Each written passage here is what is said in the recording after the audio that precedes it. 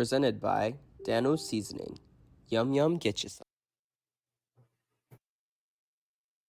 What's going on, everybody? Welcome into the Sunbelt Syndicate. I am one of two hosts, Dominick TJ. To my right, well, my right, I don't know how it looks on the screen over there. I'm here. That's all that matters. TJ Corman is here, and he's got his Mickey Mouse shirt on tonight, which is awesome. Yeah. Welcome into the Sunbelt Syndicate, part of the Dogs Media Network, sponsored by Dano's Seasoning. Use the promo code below, Doggos, DAWGGOS,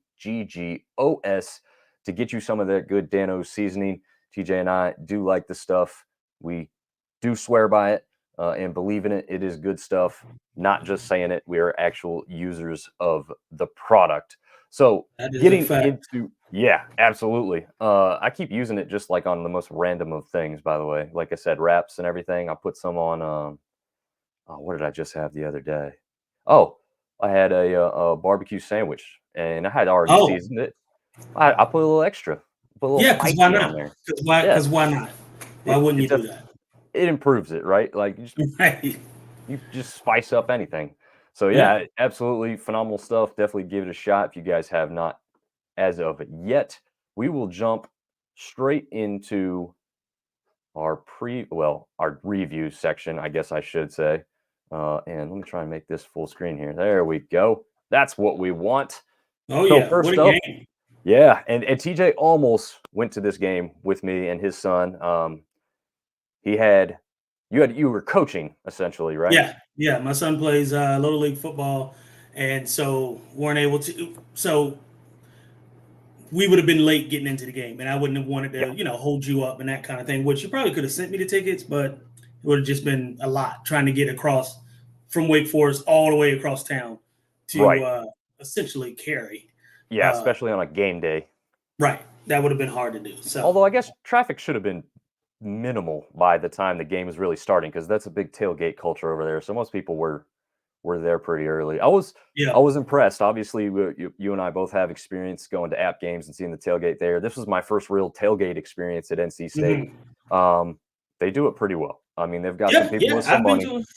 I've been to a couple NC State games. My uncle, LeVar Fisher, was outstanding linebacker, All-American over at NC State. So I've been fortunate enough to go to a lot of games in the past few years, and they do tailgate in the right way, for sure. Oh, yeah, absolutely. Absolutely. So we did, my son and I did meet up with Russ Limengood from the Thundercast podcast. And if we got any Marshall viewers or fans checking us out for either the first time or maybe a second try, I mean, you guys got some good guys putting on a hell of a podcast for you there. Russ and his wife were awesome. His wife even applied some extra sunscreen to my son because he didn't have any on his legs, and he was asking me about it. And I'm like, dude, I don't have any more sunscreen. He left it all in the truck. So just really phenomenal people. Actually, every Herd fan that I ran across from, I didn't have like the longest interactions with very many of them, but I did talk to some people who had come into town on Thursday to take make a whole weekend of it, and really, really phenomenal people. Interactions between the two fan bases overall were great, but this game, as far as the game goes, 48-41, phenomenal scoreboard lighting up, all kinds of scores and all kinds of different variations, but very sloppy on both sides for both teams, really. I don't know how much you got to check out because, like we said, you were coaching, so you got home. You definitely did not see the beginning of this. No. I don't know how much in the end you got to see, but any thoughts? I mean, I called it for a Marshall victory because I thought this is the first time this would have been their sixth try to try and get their first victory in Raleigh, and they came up just short. So there's some kind of curse going on. I don't know what Marshall fans want to name that, but I don't either. But I will tell you this: I mean, they played a lot better. Well, so here's the thing, and actually, my wife and I were talking about it. I think it was Friday night, as a matter of fact, and she talked about Marshall's undefeated and. NC State hadn't played terribly well, right?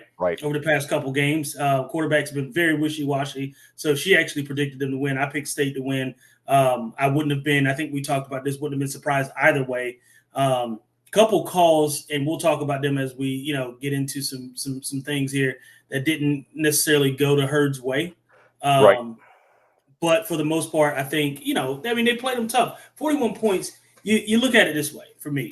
You score 41 points, that's good enough to win.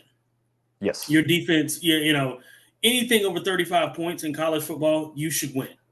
If your defense is allowing that, but then you're not playing, great defense. And so for me, 315 yards, passing, I mean, it's incredible, So I think they did what they were supposed to do on offense, certainly not on defense. Yeah.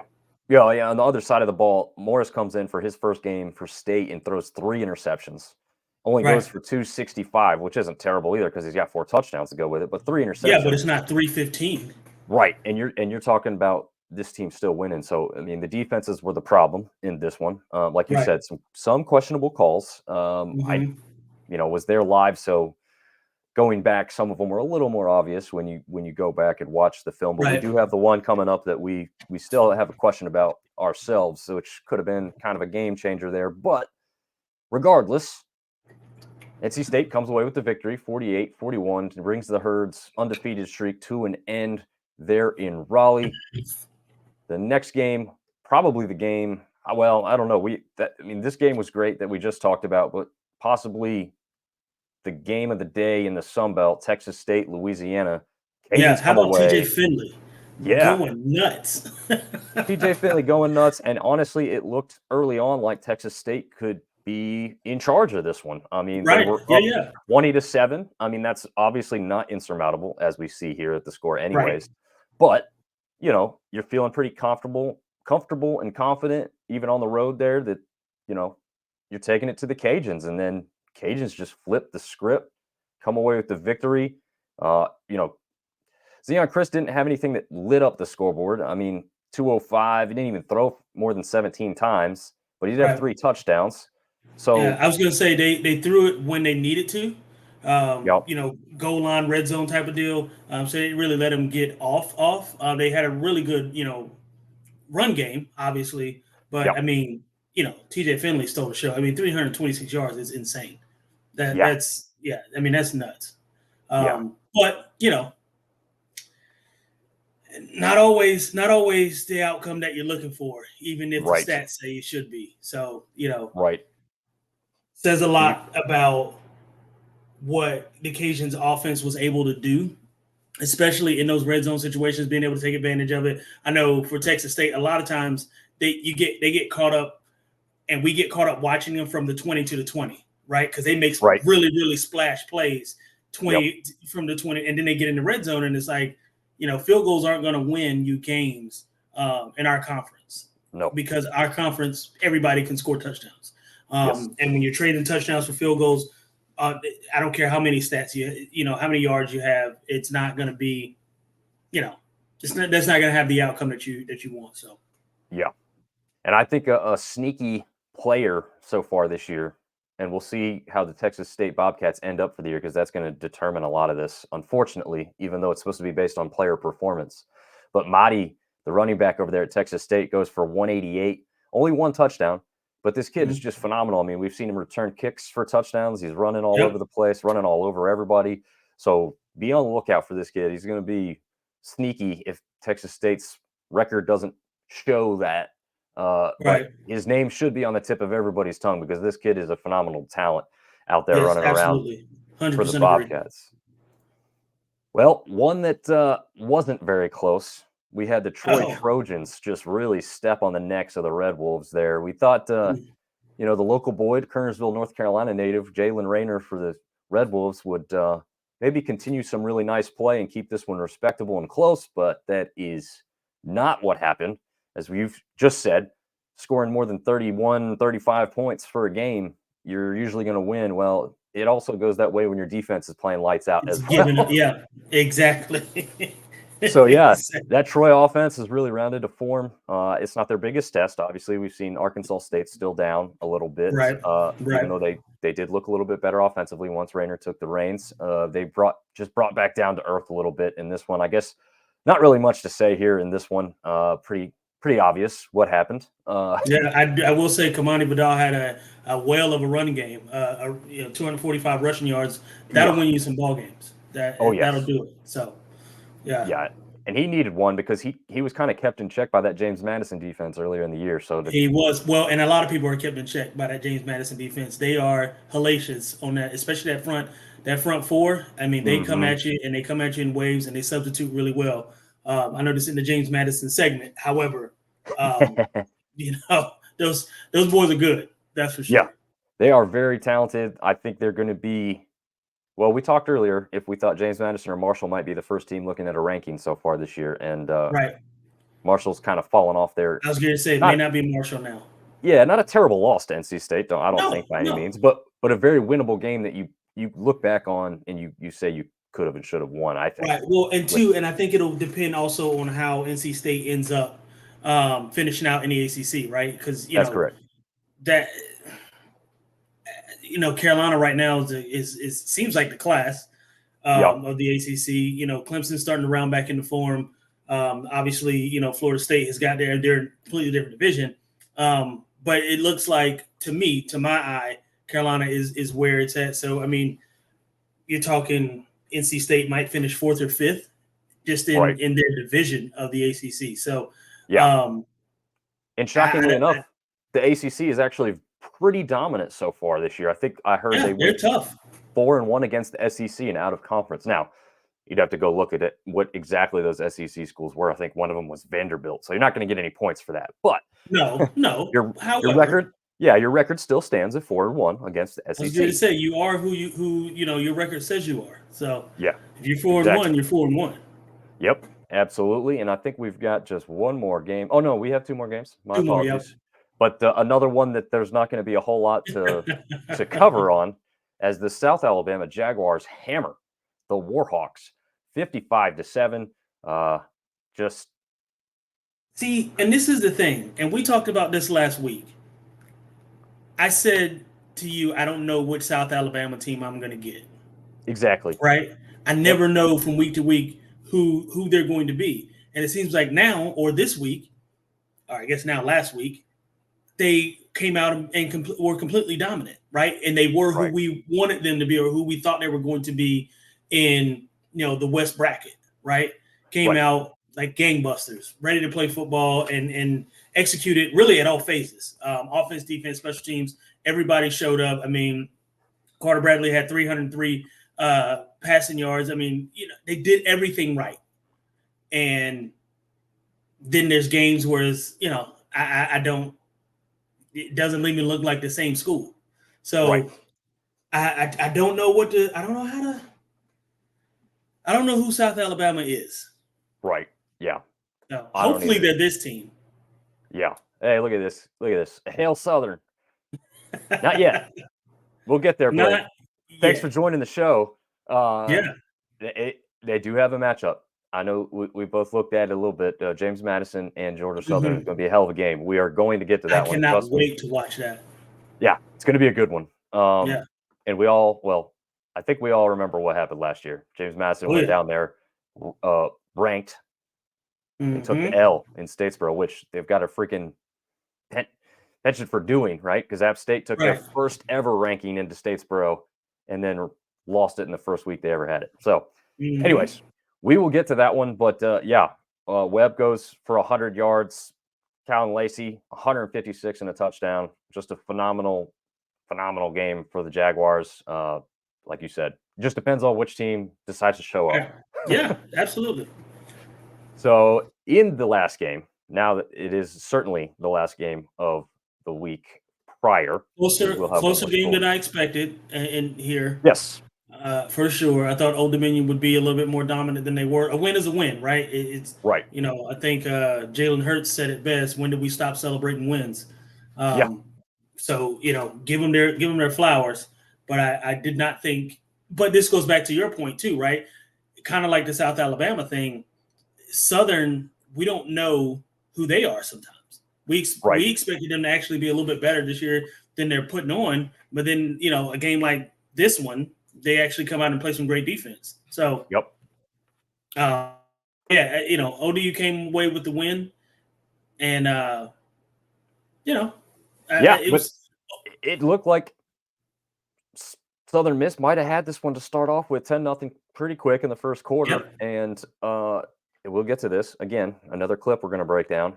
Could have been 17-0 or 17-7. I can't remember exactly how it would have worked out. I think it would have been 17-0 though. Anyway, We'll take a look at that clip here in a minute. We'll know for sure. But could have been a totally different game had that call not been changed. That was Mims returning his second punt for the day, which ended up not counting.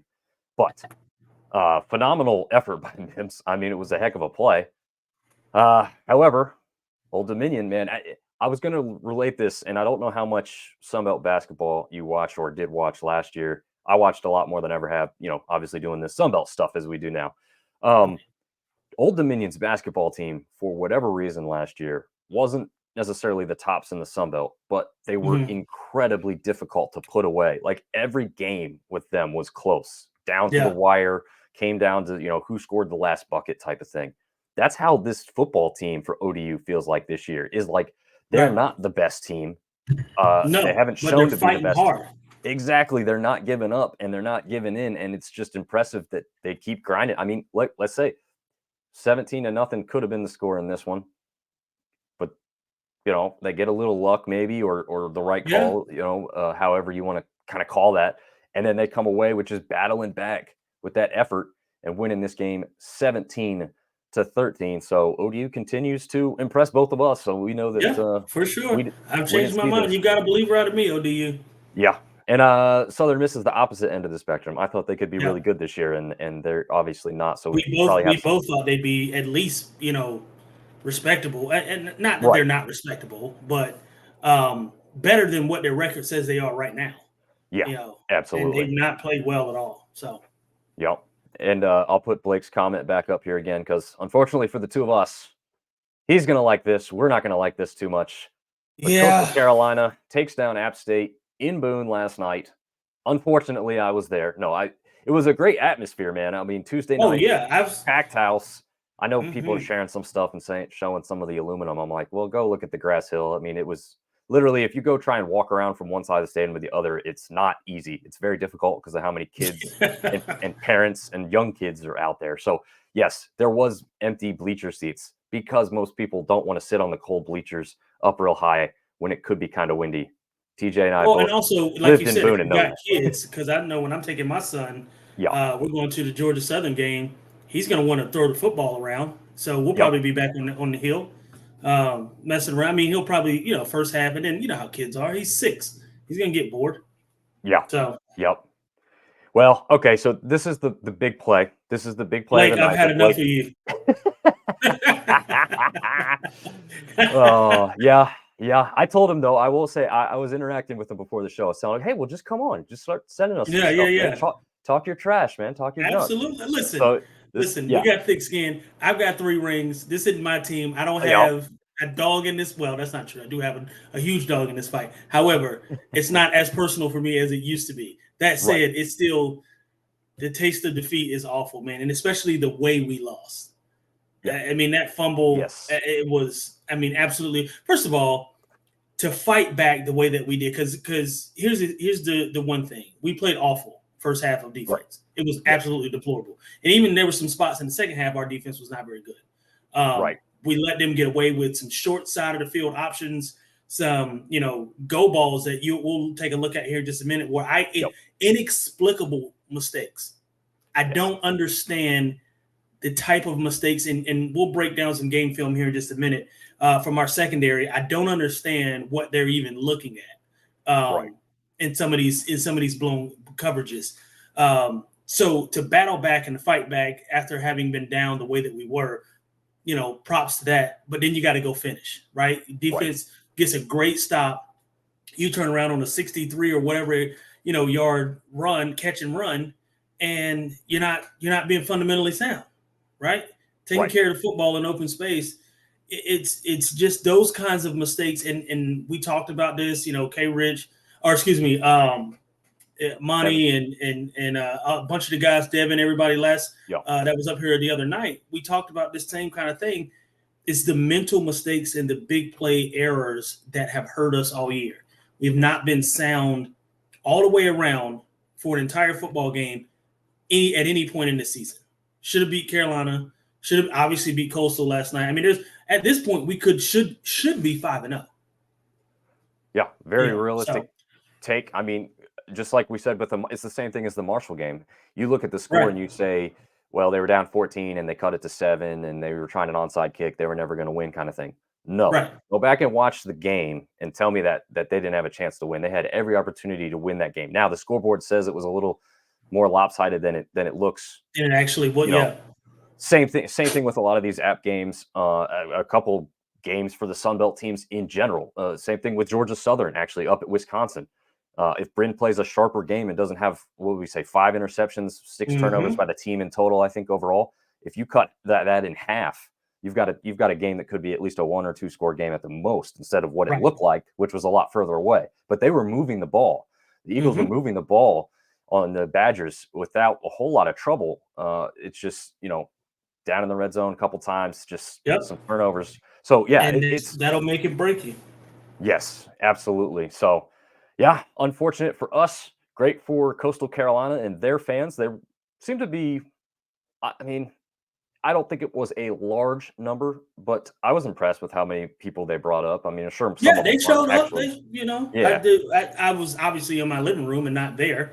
But as the camera was panning around, I saw some teal. Oh yeah. So it worked. Yeah, it was good. I like to see when fans in other schools travel like that. I mean, because here's the other thing too. I mean, this in the SEC, like we didn't, we want schools to show and represent themselves. So right, yeah, and I agree with I agree a little bit with Blake's thing with comment there. He says that at no time do I think App would lose until the fumble, which it did kind of feel like that, especially when they completed the pass. I was like, he's going all the way. Yeah. Never got the crowd into it. I think that 14-0 start. Yeah, I mean, it absolutely killed some of the momentum. It sucked the life out of the stadium and out of the team, because they felt like, here we go again. We got to climb this big ass hill again offensively, and we can't jump out ahead the way that we typically or normally do. And it's just unfortunate, man, because we've got the team to be successful, to be at the top of the conference. Again, like I said, we should be undefeated. So it's unfortunate the mental lapses, and some of it has been the mistakes that we've made on the field, and some of it has just been, and I'll be frank, some of it has been coaching.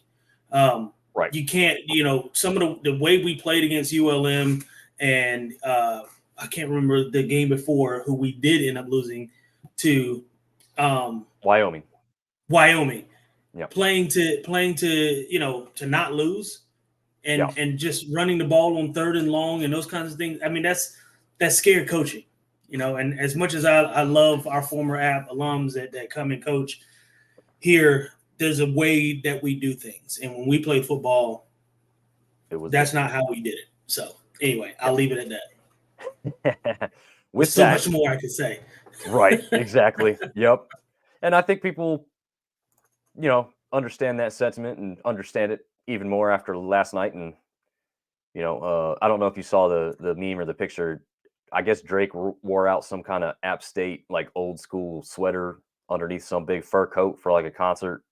And I did not see it. No. Ever since he's worn that out, either in public or to a concert or something, App State's only 5-5 overall. Yeah, see, I don't want Drake doing anything with us or for Stay us. away from our team, Drake. Yes, he did the same thing in Kentucky.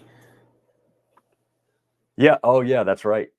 So, and I think Justin Bieber does the same thing to the Maple Leafs in hockey. So yeah, just leave us alone.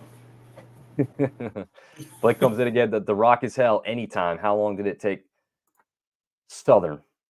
I don't know how long it took Southern, but that's a matchup, right? I mean, TJ, you played against those teams. I mean, it was hell both ways. I think you guys probably didn't enjoy playing down there unless you won the game, right? Yeah, going down to Statesville, I mean, it's blow for blow, basically all the way up until the last whistle blows. I mean, it was a game every single time. As a matter of fact, I remember my junior year, we were undefeated at home for 2 years in a row, and Georgia Southern came and beat us at home, and ended our home win streak. That was 07, right? Yep, 07. I remember that game very vividly. Yeah. And I remember because we beat Michigan, and then we lost to Wofford and Georgia Southern that year, and then still went on to win the national championship in a very improbable way, right? Because remember, James Madison could have and should have been in the national championship. Yes. Well, they should. I mean, that was only a first round game, right? Or was it a second? It's first round game. First round game. Unbelievable. And they could have put us away. And thanks to Jock Roman, they did not. And thanks to Mickey Pierre Mouse. Banks. Mickey Mouse, or what was that guy's name? The big coach that they had. It was Mickey I can't remember his name. Oh man, I'm going blank. If anyone that's watching knows his name, Mickey something. But anyway, just like the Cristobal situation at Miami, you do not need to run the ball. Just center it, take a knee. And they decided to try and grab some more yards, and Jock made them pay. Man, that was one of the coolest moments, because really, people talk about not many people in attendance. That was one of those Thanksgiving weekend games all the time, right? And there was next to nobody there. I mean, it was lucky to be 10,000 people. I was going to say it might have been 10 to 12,000 people there.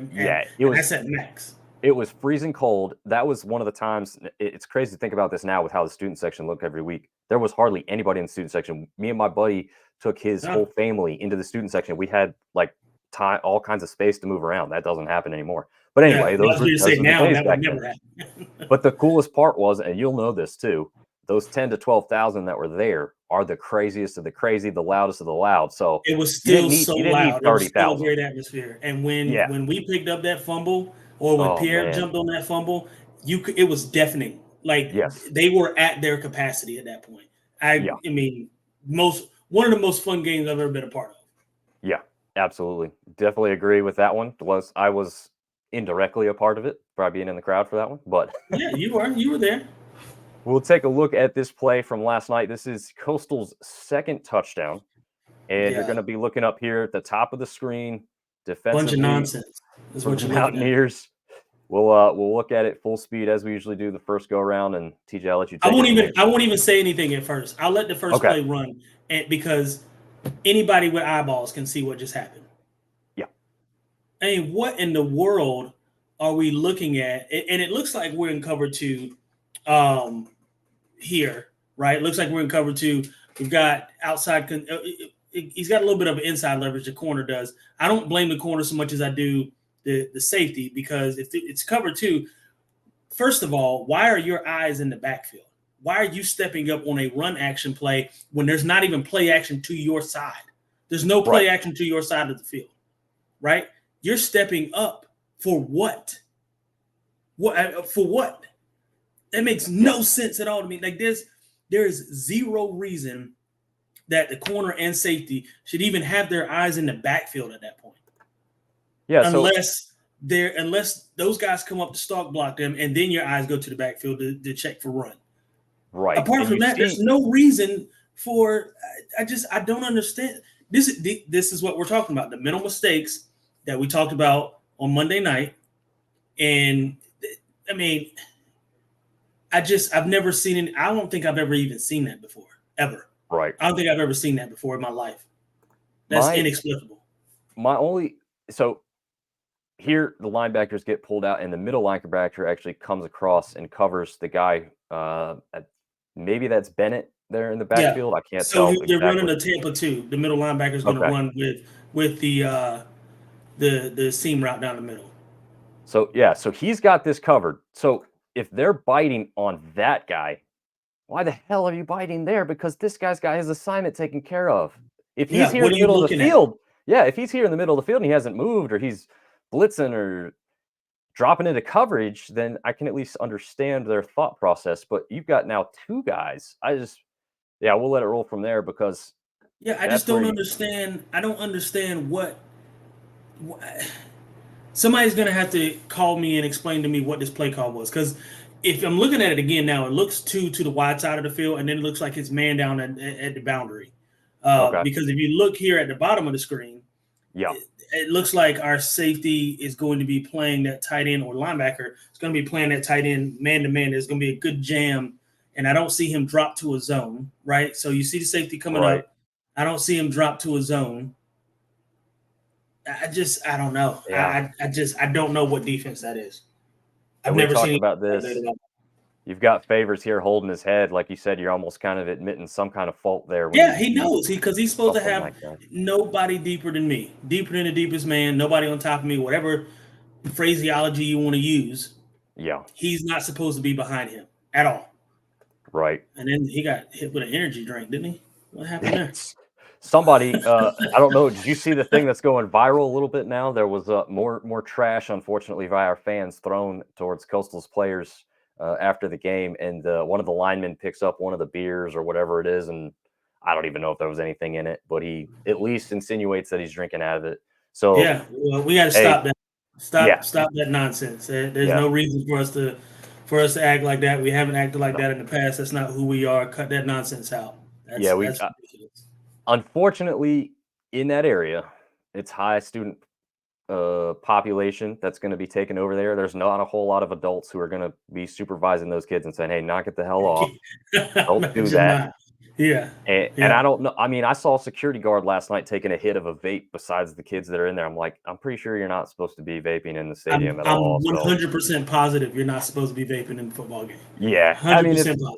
Those are the little things, right? Like, yeah, it's a small, minor thing. But like, if you're doing it now, all these kids are just saying, well, I'm just going to do it because this guy's doing it. So, right. And whatever. everybody's drunk. Everybody's outside of their mind. Nobody's thinking clearly. But that kind of trash, that can't happen. Now, I will say, as I did walk around to the other side of the stadium at one point to grab some food, and I saw some Coastal fans walking through, and pretty much the kids ignored them. So good. I mean, that's what you want. Yeah. Like if you're not going to be nice to them, then just ignore them. Don't you don't have to just don't be a butthole, right? Like don't and certainly don't throw things onto the field when the players are playing. Like come on. Let's not be that school, guys. We haven't historically been that school in the past, and that's not a tradition or name we should be happy or proud to be a part of. I mean, that's insane. That's nonsense, and it's childish. So let's cut that nonsense out. Yeah, we did have that incident with Marshall. That's as bad as it gets. Hopefully that they've done stuff to alleviate that. Now they need to do something more to alleviate the kind of stuff we saw last night. You should be thrown out for throwing trash on the field. You should be thrown out of the stadium. Yeah, get it out of there. We don't need that. Yeah, start pointing them out. If you are fans of any team, doesn't matter if it's App State or not. If you're fans of any team, you see behavior like that, just tell people to knock it off. And you don't have to curse at them and get physical with them. It's literally simple. You say it, there's going to be other people that are going to feel the need to step up and agree with you. So please, or find an authority figure, find security, find somebody. Yeah. Let them know, hey, this person's throwing trash. I mean, that's not who we want to be. And really, like you said, any school doesn't matter that it's App State. Doesn't matter who it is. I mean, we've gone to several stadiums and we've seen nonsense happen. I mean, hell, the Jets were throwing batteries at Santa. So it happens, right? I mean, it's everywhere. But like, don't be better. Be better. It's exactly what I was about to say. Be better. So anyway, this is our father talk. You can tell we both have kids. Now that we've experienced all the highs and lows of fatherhood, these are the things that we know now more than we did back then. So just listen to us. We do know what we're talking about to that extent. And as far as knowing what we're talking about, TJ is going to talk to us about this next clip from the Old Dominion Southern Miss game. Again, this was so it would have made it 17-10, not 17-0, but 17, but still a pretty sizable advantage. Right, and we just had a little glitch up there, but this will run through. First of all, human joystick, but also, as you said, TJ, some pretty terrible tackling from the Monarchs. So initially, to my untrained eye, I thought it was terrible tackling. However, when we roll the clip back, you'll see why. Right, you're looking at a team who thought he had waved for a fair catch signal. And obviously, I'm sure everyone watching, whether you're a casual fan or not, you can't fake a fair catch. That's just So you'll see his. I think it's on this clip. Looks like he jumped past it a little bit. It just keeps his right right hand goes up, and normally when he's waving off a Peter call, his hands are out in front of him. Right, he's waving almost like an incomplete pass. In this situation, his hands did not do that. He went here, and anytime that the palm of that hand or the baseline of that hand or wrist goes over your shoulder pads, they're going to call that a fair catch. And they do that so that there's no accidents, right? They want to make sure player safety is important, and they want to make sure. You'll see, just like I said in that clip, there was no. Saw the tail end of it, but they're going to show it here another time or two, much better, because I was going nuts, not my team. I wasn't losing my mind, but I was like, man, I can't believe they just took that touchdown away from that kid, because he did not put his hand clearly over his head. Now, when we were talking about this, going over this, that's not my area of expertise. I don't know what's going on with this clip here now. Let's see if it cleans itself up here. Sometimes with these ESPN Plus things, you got to let it roll a little bit. All right, let's see if we can see it from this angle. Yeah, here it goes. So yeah, he gives a little bit of a quick, like you said, the palm. And anytime, like you said, anytime the palm or that wrist is even with his shoulder pads, they're going to assume that that's a fair catch call, because they would rather err on the side of caution than not. So he, and also too, it discourages faking the call. You can't do that. True. It's like what's his name for the Steelers when he was with Pitt faking the slide? Kenny Pickett. Yes. I mean, come on, man. You can't do that. We got this rule in place for your safety. Don't abuse it. Yeah. Now, the part that does confuse me is they called it a touchdown on the field. Right. Well, I guess it's a reviewable play, though, huh? I was here to say all scores are reviewable, so they're going to let it run because they'd rather, again, safe than sorry, right? If you call it dead, then it's dead. If you call that play dead, it's not reviewable at that point. Gotcha. But if you let it run, all scores are reviewable. So, there's that element to it as well, that you can always come back and review that play. So they did that for good reason. But yeah, it's clearly a illegal procedure or whatever it is they call it. I can't even. I don't think it's unsportsmanlike conduct. Yeah, I'm going to ask you a question, because they called this against App last night, and it was probably clearer on the broadcast than it was in person. But they called disconcerting signal. Yes. Now, is that maybe the same call? Because that was who was it? So somebody on the defensive. It was actually like somebody in the secondary. Safety. Yeah. It was our safety. He came down. He was clapping. Yeah, to simulate a snap. I don't know if that was I don't know if that was his intent. Right. And it's hard to judge intent, which is why you throw the flag anyway, because intent doesn't matter in those situations. You did it, and that's all. It's like running a red light. I don't care that you didn't mean to run it. You still ran a red light. I got you. You can't clap when that's what the other team's using for their signal, right? Got you. Yeah. Which, if you're a clapper, that sucks for you. But if you're not, if you're trying to get the crowd going. But I mean, if you're trying to get the crowd going within a second or two of the snap, you're not doing your job either, probably. That is also the case. So, they're probably going, I know what this kid's doing. Right. There really isn't any reason for there to be defensively you clapping before a snap count. Yeah, that makes sense. So, and that's why disconcerting signals. That's why that. So that is a little bit different than this, though, because this is just a fake signal. Right. So it's more unsportsmanlike conduct than it is, I guess, you can false start or offsides or whatever, illegal procedure type deal. This is more abusing a rule. Yeah. Which, again, like you said, it was more like trying to get through a yellow light quickly and going through red. Like I don't think he was trying to fake anybody out. I think he was in between, maybe. Like, I'm not gonna. Right. Well, you can't do that. So, all right. So you changed my mind on that, because I even put a tweet out, I think, that said, they just robbed this kid of his second touchdown, punt return of the night. Right. Anyways. Yeah, he can't. You can't. Yeah. And once I see that better viewpoint and you talking about it, now I understand more clearly. Bottom line is, don't punt the damn ball to Mims, because he will make you pay.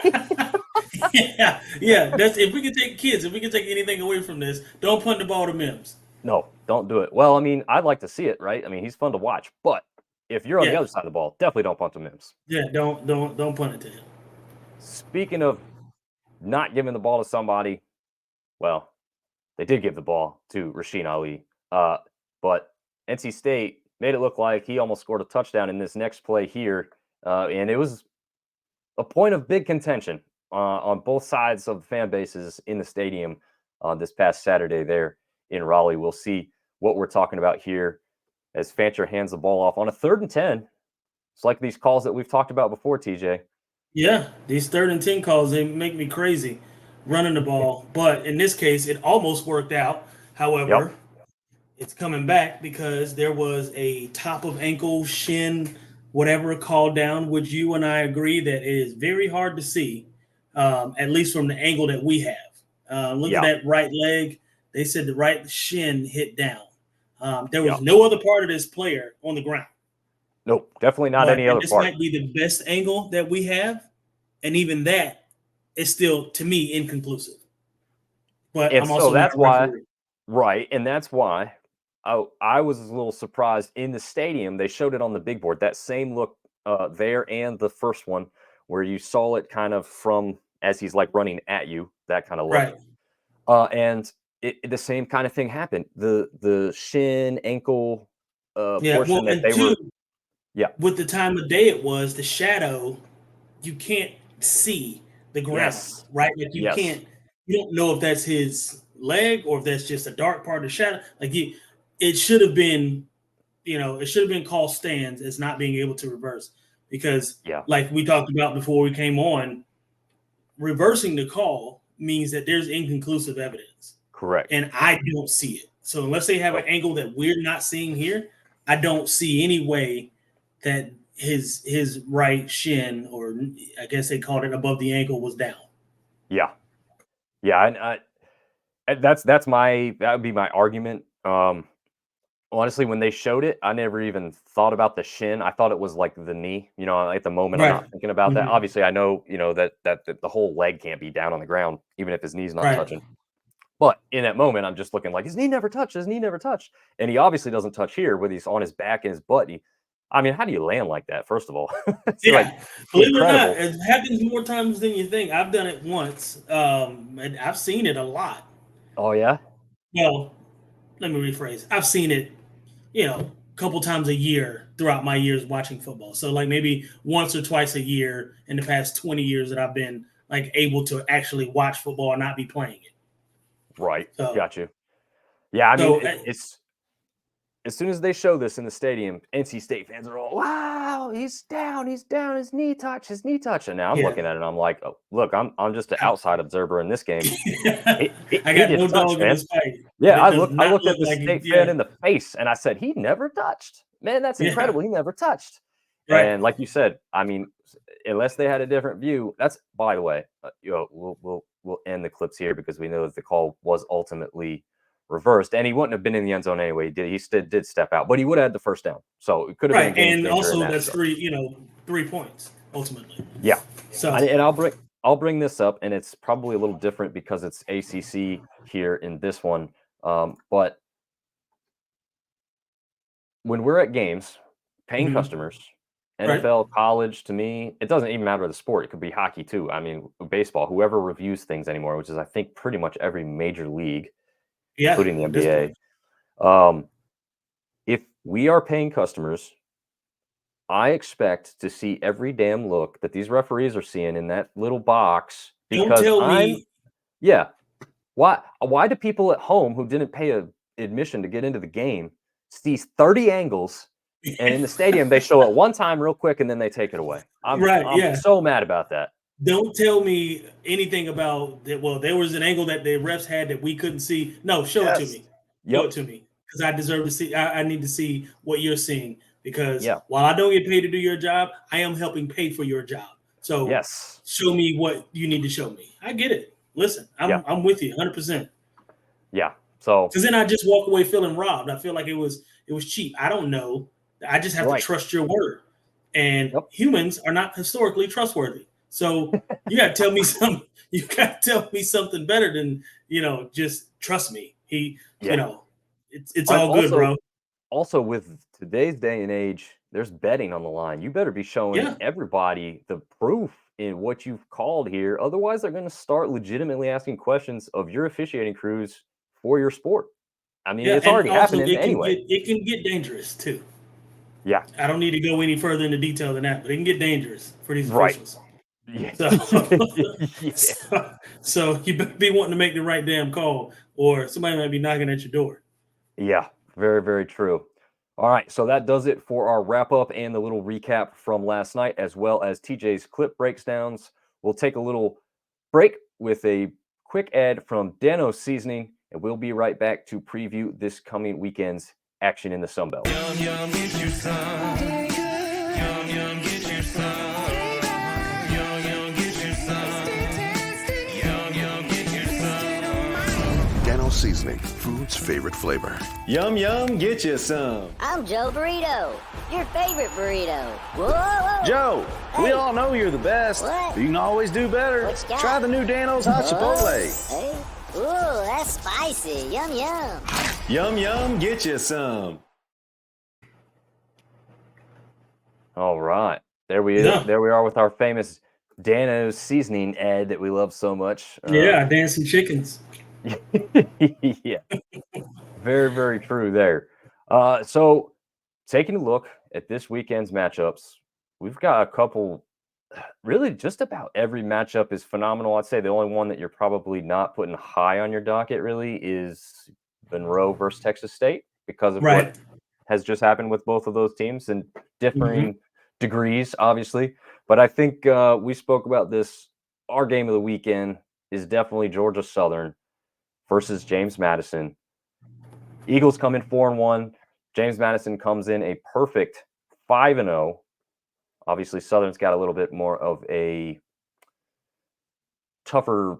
I would say that the schedule is tougher overall for Georgia Southern so far, especially with the Power 5 opponent. I mean, Virginia's not very good.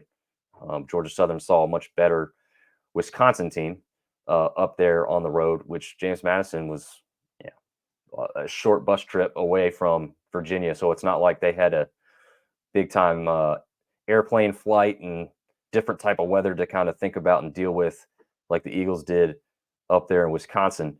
But what do you think of this one? A 12 o'clock kickoff on ESPN2. James Madison favored by 6 points right now. TJ, who you leaning for?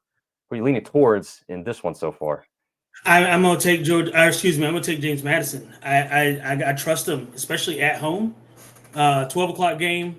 I'm gonna trust James Madison to, especially as well as they've been playing defensively up front. They've been able to stop the run. They've been great against the pass. I mean, they've got the size to do it. I think personally, Georgia Southern they played well in spots, right? Yeah. They haven't been great all year. And I think James Madison has been more consistent than Georgia Southern to this point. Both have athletic quarterbacks, both have great run games, both have, excellent size outside of the receiver spot. So it's a pretty even matchup on paper.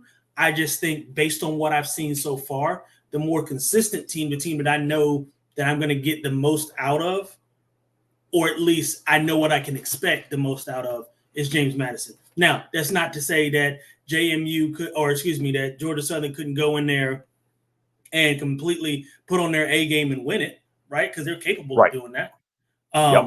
Which we saw last year. Right. They're very much capable of winning. I just think JMU right now is the more consistent team. And if I got to bet my money, I'm betting my money on the team that I know does the same thing every week. Very true. And I think the most interesting aspect to me on this one is the fact that they both had transfer quarterbacks last year. They both have transfer quarterbacks this year. And they're not the same of the ones that they had last year. And so to me, I thought there's no way Georgia Southern can get some kid to come in there and replicate what Van Treese did last year, right? There's going to be more stuff on film for these teams to have on these guys and be ready for. And McLeod, the same thing with JMU. I just didn't think they were going to replace the production. And he's not the same player that they had last year. But, I mean, they're both still phenomenal athletes. They're excelling at the quarterback position. And Bryn's been very impressive. Van Treese had a little bit of an interception issue, too. So it's kind of interesting that Bryn had that one game that was pretty bad. But other than that, you take away those 5 in that game, he's had 7 for the season overall. So it's only 2 other interceptions. So pretty phenomenal. I think the biggest difference, and you mentioned this earlier in the episode, in this matchup is going to be JMU's front 4. Yes. Or front 7, really, because their offense allows so little rushing yards. They average less than 40. They allow their opponents to average less than 40 yards rushing per game. That's insanity. Yeah, that's nuts. Well, and they've got, like you said, they've got the size. The defensive ends are absolute monsters. They do a lot of stunting. They don't have to stunt as much because they win the one-on-one matchup a lot. They've won it a lot against, especially against Virginia. They won it a whole lot. But I mean, look how big Brown is. I mean, like you said, they've got size at every position. They're good enough everywhere, and they're consistent weekly. So I think, really, quite honestly, right now, I think JMU is certainly the best team in Virginia. I don't think it's quite honestly, I don't think it's close. Yeah, no, I absolutely agree with that. I mean, it's hard for Georgia Southern because you got Georgia in there, and then you had Georgia Tech just beating Miami. So, that's a tough call in Georgia. But yeah, absolutely, JMU is clearly the best team in Virginia. Yeah, for sure. Let's see here.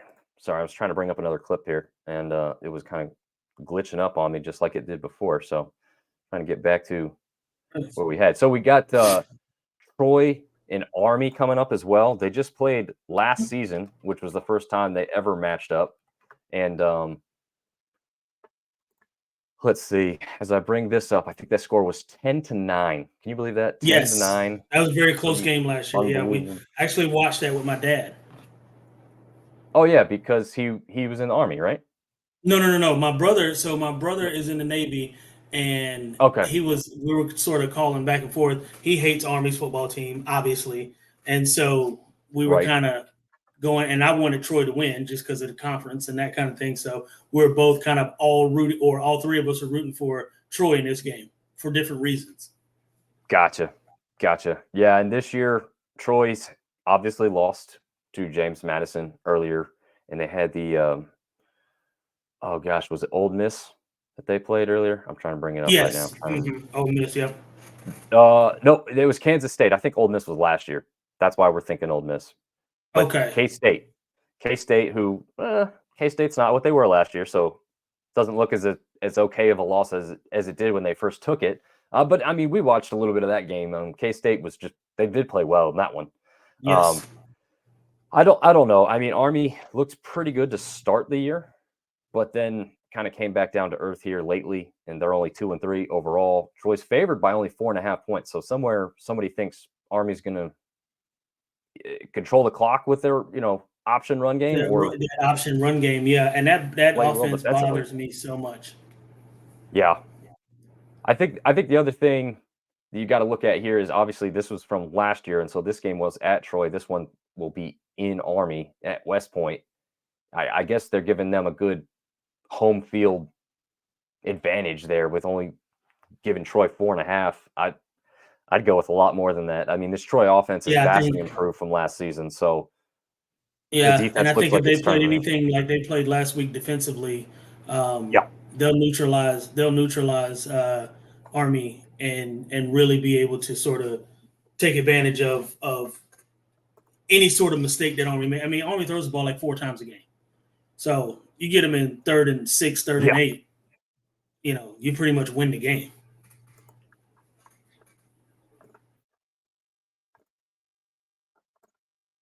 Oh, am I glitching up? Might have too many things running here in the background now. Oh, maybe so. I don't know. Can you hear me now? Yeah, I got you. I think I was losing everything over here on my side, but I think we're getting. I'm closing off some tabs as we move on from them, so that hopefully it doesn't continue happening this way. But yeah, going back now that we're away from that to the next matchup here, we've got Marshall versus Georgia State, a matchup that before this past week would have looked a lot better. But unfortunately, they both just suffered their first losses before coming into this one. I guess Georgia State's loss was actually the week prior, really. But what do you think on these two teams that looked really good to start the year and have kind of not necessarily fallen back down because they're still both 4-1? But yeah, I mean, taking some lumps, right? Both teams are taking some lumps. I think Marshall certainly should have and could have beat NC State. We talked about it earlier. I picked NC State to win. Wasn't surprised by the game being as close as it was. I was surprised by how high scoring it was. But I do think that, if I had to pick an edge, I think Georgia State has the edge in this game. They've got a more athletic quarterback. That said, Marshall's, running back is, Ali is really, really good. So, run game, I think Marshall's going to do well. I also, like I just said, I think Georgia State is going to make some bigger splash plays because of the athleticism that they have at quarterback. Yeah, I could agree with that. I think it was weird to watch that game there in Raleigh, and I thought I was pretty impressed with Fancher overall. I didn't think he was kind of the cause of any issues with the game. I mean, maybe he's not the best quarterback I've ever seen, and definitely was not, but very. It's like you said, you score that many points, you got every opportunity to win the game. So I don't think. When I saw some Marshall fans putting it on Fancher for the loss, I just disagree with that wholeheartedly. I mean, your defense has got to come up with some more stops. If you're going to come back and say that the quarterback was a bigger reason that you lost the game than your defense, I got to question what you're looking at there. Again, could he have made a couple better things? Sure. There was one pass near the end of the game, phenomenal throw to where only the receiver could get it. In fact, the NC State guy dives, and in college, like I think you know this. I definitely know this because I've seen it enough now. You do not have to turn around as the defensive back. In pros, you have to turn around. You have to make an attempt to turn around. You can't face guard in the NFL, but in college, you don't have to turn around. However, it does make it easier to call pass interference if you aren't. Yes. So in this particular play, I'm pretty sure the defensive back was just totally sprawled out, just as far as he could, but he never turned around. And I thought initially that it hit him in the back, and otherwise it would have hit the Marshall receiver in the chest. Well, it turns out it hit the Marshall receiver like almost in the shoulder. He had every opportunity to catch it, even with the great defensive play by the NC State player. And that was before they were down by 14. I think they were only down 7 at that point, so that would have tied the game. So, I mean, there's a game changer right there, and that was Fancher's arm that would have put you there. All the wide receiver had to do was catch it, and I don't even remember who it was. Doesn't matter at this point. Didn't make the catch, so moving on. But I mean, we got 2 phenomenal quarterbacks that are going to be going head to head in this one. So I think this one's going to be good. It's just who limits the mistakes more, I guess, right? I was just getting ready to say this game is a game of mistakes, game of inches. It's almost impossible to play this game perfectly, right? Right. So who's better at taking advantage of the other team's mishaps? And that's what it's going to come down to. And somebody's going to slip up. There's going to be a bust in coverage. There's going to be a missed tackle. Who's going to take advantage of what and when? And at what moment of the game will this happen?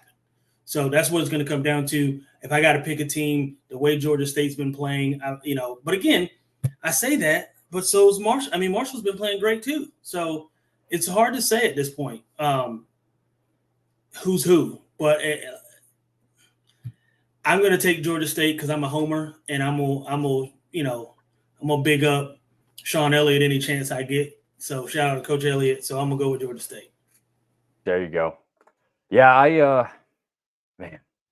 this is a tough one because I think Georgia State is kind of the team I thought they would be last year. I don't know if I told you this, but I picked Georgia State to finish second in the Sun Belt East last year. I thought App would be better than they were. So I did pick very incorrectly that App State would be number 1. But I did pick Georgia State to be number 2, and it looks more like not necessarily be correct or anything, but it'd be more correct this year possibly, I guess. So I don't know. Oh man, like you go to a game, you just get kind of won over. I feel like, or you get totally the opposite. But there was nothing in this Marshall game that made me, think that they weren't going to be a pretty good team overall for the season. So I'm going to say I just saw the Thunder and Herd. I'll stick with them. I think Owen Porter can be a difference maker on the defensive end, defensive backfield. I mean, he's a linebacker, right? So his pressure, he had a pretty good game against NC State, but not the greatest. So I think he could play even better, and probably that defense probably doesn't play as bad. So offensively, they're probably going to be pretty consistent because they've been pretty consistent across the board so far this year. I'll take Marshall just to mix it up. Just we'll go back and forth on that one. Okay. Yeah, we'll see how it shakes out.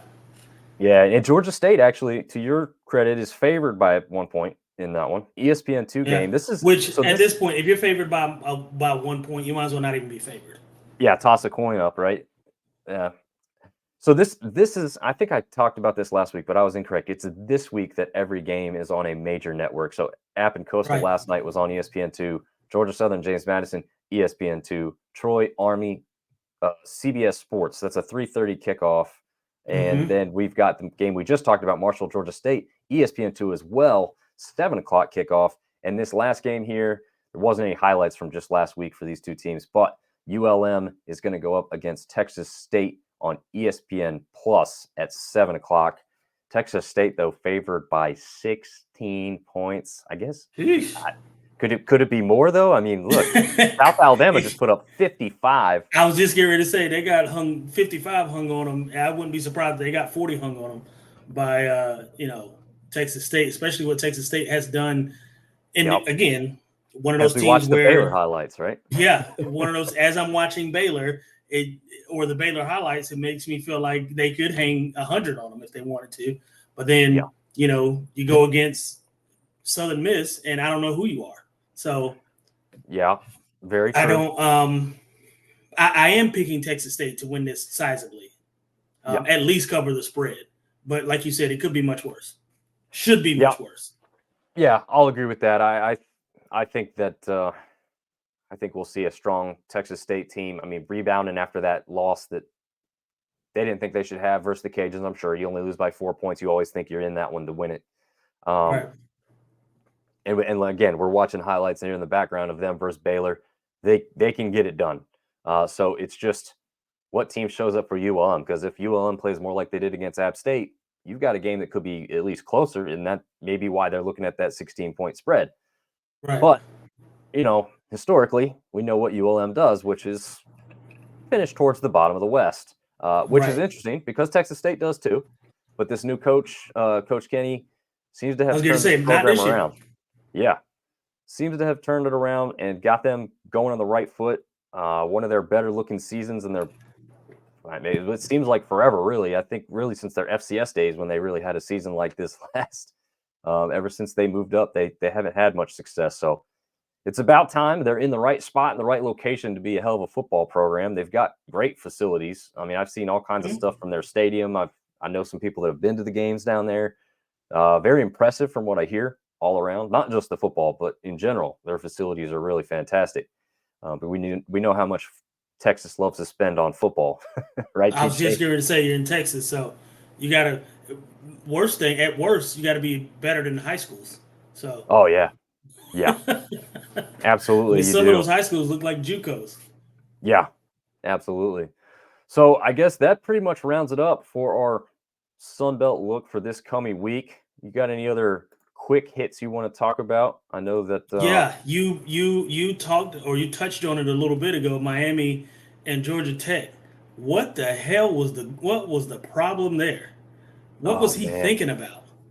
And honestly, we have to. You know this just as well, if not better, than everybody that's listening and watching right now. So there's multiple people really ultimately they're responsible for this because everyone's putting it on Cristobal, but someone's looking at that and saying he doesn't even call the plays. He's not the offensive coordinator. So offensive coordinator is one that's like, what were you doing? And then I'm listening to XM radio and they're saying in the NFL level, there's guys that are like specific to that's not their job, right? But like a special teams coordinator who's not got a lot to do in those situations, that becomes their job at that time. You better be counting the clock and putting it up against one another and figuring out what the hell is about to happen. And you let me know what I need to do. Yeah. So, at the same time, though, Cristobal, listen, you approve the play at the end of the day. Right. You know that you've got 20 some odd seconds left. Bro, just take a knee. The game's over. Like, you don't have to do anything else. Just take a knee. Just take a knee. I don't know. That's borderline a fireable offense. Yeah. It's borderline fireable because that's insane. You're ranked 17th in the country and you lose to Georgia Tech on basically a technicality because you're an idiot. Also, he was down before he fumbled, though. He was down. Can we agree on that? But here's the thing, though. You don't even let it get to that. Yep, you don't let it shouldn't get even to have that. gotten to that. That's true. That's you don't leave it in the hands of the officials when you've got the game already won. Just win it. Right. Just go win it. Just take the snap and fall down. If he wasn't down and that was a real fumble, then Ali was never down either, and that should have been a first down for Marshall. True story. True story. I think that's what I mean. And covering a bigger aspect of everything is like the inconsistency of refereeing across the board, right? Right. I mean, you've got two very similar plays right there that we just spoke about. It's like, where's the conclusive evidence? It looked like there was some for the other one that didn't get reversed, and then there was some for the, it's just, I don't know. I mean, somebody up in a booth just is making all these calls because, I mean, like last night at the App game against Coastal, they're not even looking at anything, right? I mean, App either doesn't have the technology or the Sun Belt doesn't give it to them or ESPN doesn't allow them to. The head referee, all he had last night was what I'm wearing now, which is a headset and a mic. Right, and he's just listening to whoever else is looking at it, which, whatever, that's fine. Right. If they're making the right call, I don't care. Correct. What I care about is being accurate and also just being smart. Like, that just wasn't smart. Right. It just was not. Like, my son knows to take a knee when the game's over. What are we doing? What are we talking about? So that was the only extra point I had. I thought it was ridiculous. I thought that, it should absolutely have been a Miami win, and it turned out to be not that. Yeah. And not that in a very painful way. Very painful way. Yeah, I mean, you got to feel bad for the players, and you've been there, so you probably feel it more than I do. But well, I've never been there. Well, that's never happened. But no, I know what you mean. Yeah, you see those kids. I mean, you could read some lips of what those kids were saying and thinking on the sideline. Yeah, a season of hope and a lot of promise almost ended just because of one loss and the way you did it. Yeah. Now they got to go undefeated the rest of the year, and that's going to be hard because they've got. Yeah. Have they played Florida State yet? No. So they've got Florida State. Then they've got Clemson, who they haven't played yet. Yep. And those are 2 L's right there. I believe. Oh, let me see if I can pull this up. I believe they play UNC this weekend. Yeah, they do. That's also okay. So that's 3 losses. Yeah. Yeah, that's. I'm definitely going to watch that game. Oh yeah, that's going to be a good one, man. I'll say this: as much as I hate UNC, and I always have, and I always will, I usually say they're vastly overrated, and I don't understand why. Well, this is the first time in a very long time they may not be damn overrated. Yeah, they actually might be rated. So we'll see. Yeah, that's true. Blake says he's fixing to rewatch the App Coastal game again so I can savor it. Great shows, guys, when you spread the word. Well, Blake, I don't know if we can agree with the Hail Southern sentiment, but we do really appreciate you tuning in and making this show a lot more fun. Thanks for the comments, man, as we went along tonight. We hope to continue to do this and continue getting better at it, picking up more sponsors along the way so we can just improve across the board for everybody who's watching. And I'll continue to wear cartoon shirts. Yeah, there we go. TJ, I have one more thing for the extra point. So did you see the clip breakdown of how the Vikings got screwed against the Chiefs in the NFL and like the 3 missed calls? Did you see this clip that's kind of going around? I did not see it. Okay, so I did hear. So I was watching First Take today, and I did hear about. I don't know if you know Mad Dog Chris Russo. He goes on his Wednesday rants. What is Mad Dog mad about today? And he was talking about the calls with because it's been a trending thing, right? Like it's been not just this week, but it's been the past couple weeks that Kansas City has gotten some questionable calls. Yes. And but I didn't see the game, or I was flicking through and I've got like 4 games going on at once, so I'm not watching every play of every game. You have a wall of TVs, TJ. Just say it. Just a wall of TVs.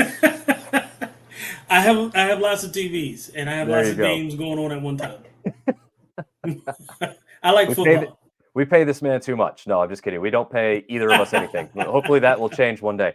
But yeah, Yes. no, it was, I guess it was the 4th and 12 situation, pretty much a last ditch effort for the Vikings to throw. Essentially, it was closer than a Hail Mary, but throwing it up to try Right. to tie this game up. There was, I believe, a flag for what looked like a late hit. There was a flag for what looked like pass interference, which they showed a close-up clip of. He was at least holding, if you're not going to call pass interference. And then clearly after that flag was thrown, the Chiefs player takes his helmet off on Helmet the off. I field did of see play. that. He took his helmet off. Yeah. They picked up all 3 flags and called. Well, and you could pretty see much the called ref game. even mouth to him, "Put your helmet back on." Yes. Like at this point, it either is a penalty or it's not. Like you can't. Right. You There's can't. no gray area. There's not up to interpretation. I think also- Tony Romo was actually on that call. Oh, okay. Also, he was- this is the NFL. This isn't some Yeah. like. Yeah, you're not a child, bro. Leave your helmet on. Well, Yeah. that and like the referee is thinking that not everybody in the world isn't going to see this interaction.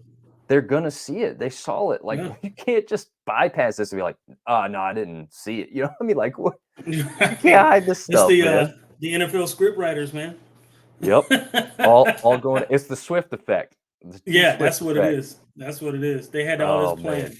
Yep. But anyway, those are the things I just wanted to talk because it also relates back to college football with the officiating question marks and Sure. I don't know. I mean, I'll tell you this: I never officiated football. I don't know. I haven't enough either. It seems to tough. officiate football. Yeah, it does. It does. Definitely seems tough. I did officiate soccer. That was my sport growing up, so I knew that one pretty well. And so I understand why there is inconsistencies. Right? It's not easy. Sure. There's human error at the speed of the game. When I do it, I never had instant replay. Right? So there's an element of that too, but there's still got to be some way to make it better, right? And I don't know what exactly the answer is because I know these guys do.